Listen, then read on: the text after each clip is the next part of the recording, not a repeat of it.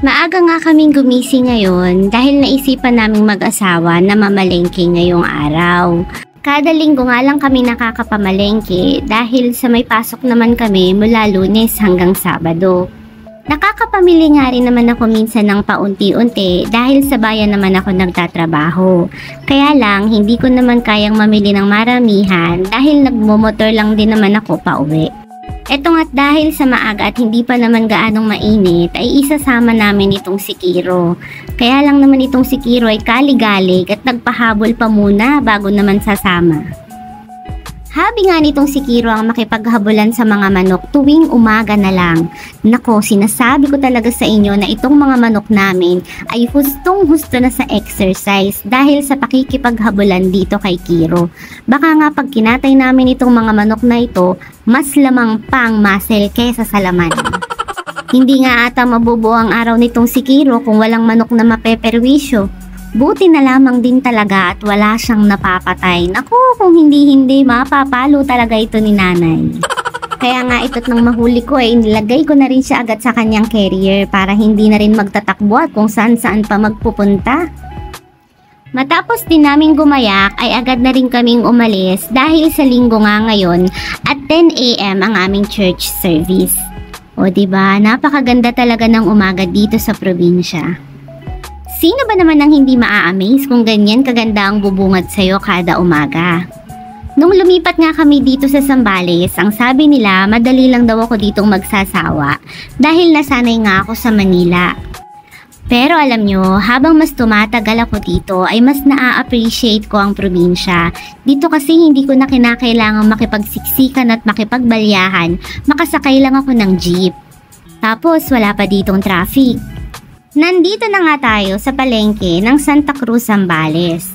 At ngayon ko lang napansin na ito palang short na suot ko ngayon, ito rin yung short na suot ko nung last vlog ko. Pero isang linggo naman na yung nakalipas at nalabhan naman na yan. Pasensya na kayo, yan na lang kasing nagkakasyang short sa akin eh. Dito nga kami unang pumunta sa mga bilihan ng isda. Bale, bumili ako dito ng 2 bangus at bumili na rin ako ng 1 kilong pusit. O, diba? Ang sarap niya ni adobo, promise. Medyo mahal nga din lang ngayon yung pusit dahil hindi pa naman din talaga tagpusit ngayon. Sobrang dami ng tao, pero hindi ako niyan mapipigilan sa pagbili ko ng balulang. Etong balulang isang uri ng seaweeds, yung kulay green naman ang tawag dyan ay arosep or lato sa Manila. Nako, sinasabi ko sa inyo, napakasarap talaga nito lalo na sa prito kahit dito sa adobong pusit. Bumili na nga rin kami dito ng kalahating pata. Ayan, at para may mabaon naman pang adobo itong aking asawa kapag papasok sa trabaho.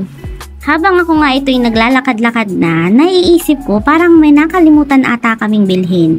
Ganyan din ba kayo na kung kailan patapos na kayong mamalengke, saka nyo nare-realize na may mga kulang pa sa mga ipinamili nyo? Buti na nga lang at naalala kong gagawa nga pala ako ng bilo-bilo. Ito yung bilo-bilo na hindi natuloy last time dahil ang ginawa natin ay halo-halo. So may konting ingredients naman ako sa bahay, ang bibilhin ko na lang ay itong kamote at ang saba. Alam nyo, marami din naman kaming puno ng saging sa bakuran at namumunga na rin naman sila. Kaya lang, wala pa namang hinog na pwedeng gamitin sa paggawa ng bilo-bilo. At nung pakiramdam ko nga ay nabili na namin ang lahat ng dapat naming bilhin ay naisipan na din naming umuwi. Ganito talaga ako mamalengke, pakiramdaman na lang. Pag uwi sa bahay at kulang yung pinamili, saka na lang ako maghahanap ng masisisi. Oh, wag mo akong i-judge. Alam ko, ganyan ka rin. Pagdating sa bahay, ay agad ko na ring niluto ang aming aalmusalin. Ito nga't iprinito ko na yung binili kong bangus kanina. 3 to dahil 3 lang din naman kami dito sa bahay. Isa kay Clyde, isa sa akin, at isa kay nanay. Dito kasi sa amin, bawal ang lamangan. Kaya yung pinakamatabang hiwa, malamang sa akin yan. Matapos kong magprito ay agad ko na ring hinugasan itong balulang. Kailangan tong hugasan kasi lasa siyang dagat kapag hindi mo to hinugasan. Nako ha, walang magko-comment dyan kung natikman ko na yung dagat. Bakit? Never mong naranasang magsawsaw sa dagat ng mangga nung wala kayong baong asin? Tsaka wag nga ako, tubig nga sa swimming pool iniinom nyo.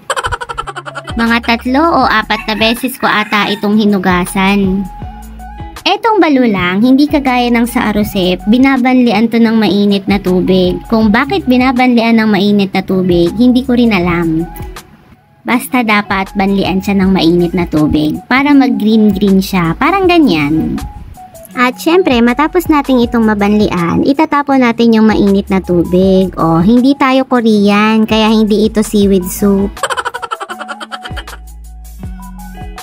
Lalagyan din nga pala natin ito ng hilaw na mangga. O, itong hilaw na mangga na ito, fresh to mula sa aming bakod. Ang dami din talagang mangga ngayon kasi dito.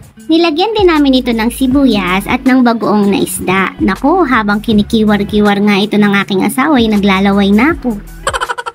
Matapos nga ay naghanda na rin naman kami ng aming kakainin sa almusal.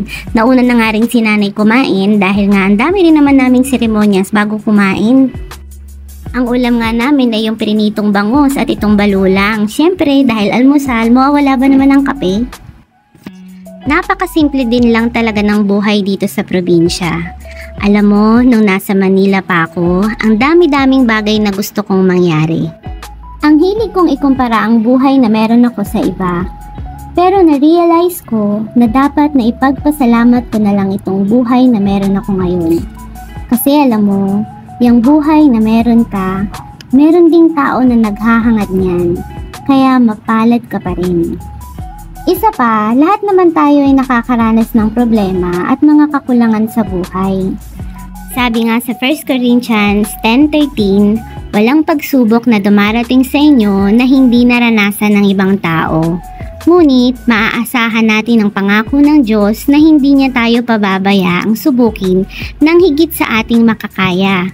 Kaya kung dumaranas kayo ng pagsubok, gagawa siya ng paraan para mapagtagumpayan ninyo ito. Kaya kung ano man yung pagsubok na kinakaharap mo ngayon, magtiwala ka lang sa Diyos at i-enjoy mo ang buhay. Maraming salamat po sa panonood. Hanggang sa muli!